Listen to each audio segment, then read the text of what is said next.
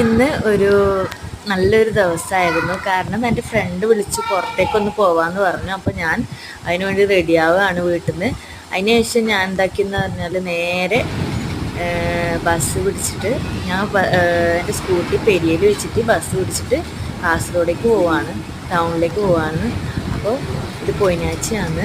ഇവിടെയൊക്കെ റോഡ് പണി നടക്കുന്നതുകൊണ്ട് എല്ലാം പിന്നെ കുറേ കടയെല്ലാം ഇങ്ങനെ വെറുതെ ഇങ്ങനെ ഇട്ടിരിക്കുകയാണ്. ഒന്നും ആരും അങ്ങനെ ഭക്ഷണം കഴിക്കാനും ഹോട്ടലിലേക്കൊന്നും അധികം വരുന്നില്ല. കാരണം ഭയങ്കര പിന്നെ റോഡ് പണി നടക്കുകയാണ്. അതുകൊണ്ട് ഭയങ്കരമായിട്ട് ആളുകൾ കുറഞ്ഞു. കടയിലൊന്നും തിരക്കൊന്നുമില്ല അധികം.